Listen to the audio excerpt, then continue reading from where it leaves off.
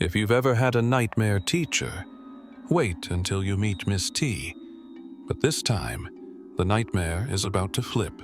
Liam never wanted trouble. He kept his head down, turned in his homework, and minded his own business. But ever since Miss T became his homeroom teacher, his life turned into a living horror movie. Pop quizzes with impossible questions. Detention for sneezing. One time, she even made him clean the bathroom with a toothbrush. And worst of all, she seemed to enjoy it. One rainy afternoon, Miss T caught Liam texting during break. She snatched his phone, looked at the screen, and smirked. "Talking to your mommy? Maybe she should come take the next test for you." The class laughed. Liam didn't. That night, he stayed up, planning. He'd had enough. It was time Miss T learned what it felt like to be powerless. If you think you could outsmart Scary Teacher, prove it in the comments. And don't forget to like and subscribe if you're brave enough for the next chapter. The next morning, Liam arrived early, way too early. He brought an extra backpack filled not with books but with wires, a power bank, and something else, a voice recording chip. Miss T had a routine. She locked the classroom door, turned on her favorite creepy classical music, then strutted to her desk like she was on a runway. Liam knew every step.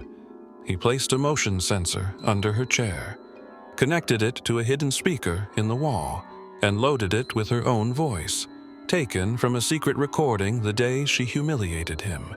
"I'm the queen of this school. You're all just little worms." Perfect. As Miss T entered, everything went exactly as planned. She sat.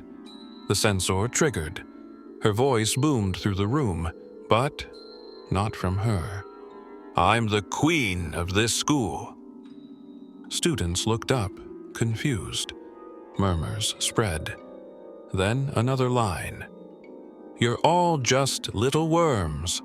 Everyone gasped, laughed. Some recorded it. Miss T turned red. "Who said that?" Then the fire alarm went off. Another trick wired by Liam. In the chaos, someone uploaded the clip. Within minutes, it went viral. The queen had fallen. Miss T was furious.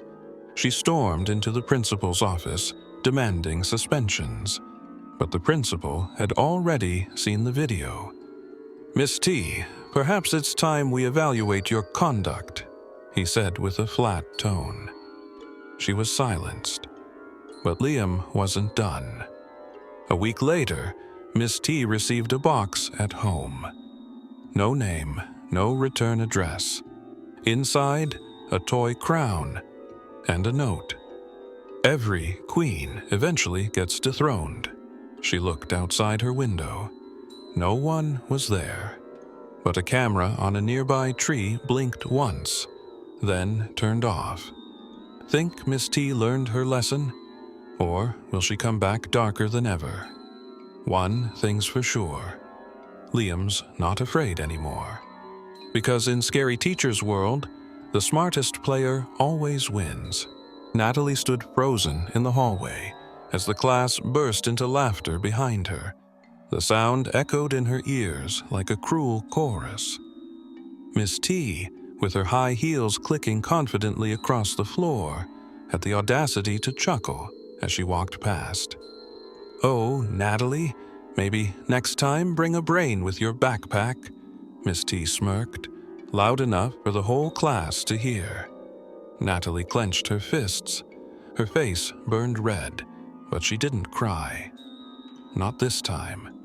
She stormed outside, her steps heavy, her chest tight.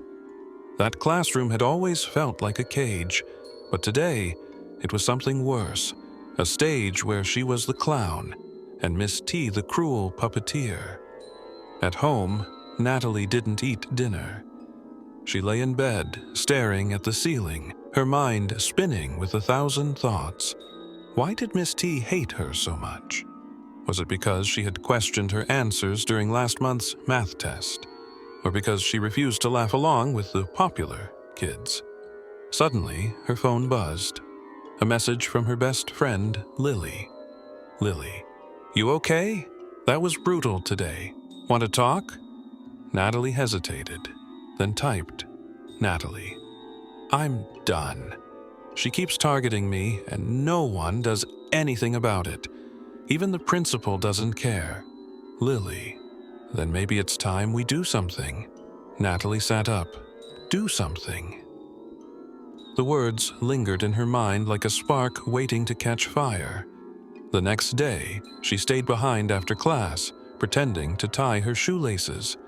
When Miss T left the classroom, Natalie slipped to the teacher's desk. Her eyes scanned quickly. The gradebook, sticky notes, USB drive. Her fingers hovered over the USB stick.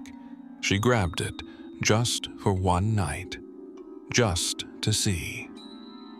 At home, she opened the files, and what she found made her gasp. A folder labeled Reports revealed private memos about students, cruelly worded ones. Natalie opened one. Student, Ella M. Useless, doesn't belong in high school. Her hygiene is a disaster. Another file revealed emails between Miss T and another teacher. They mocked students' appearances, family situations, even disabilities. Natalie felt sick, but also determined.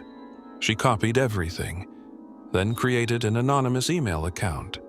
She crafted one powerful message. Dear Principal Harvey, do you know what your teachers say behind closed doors?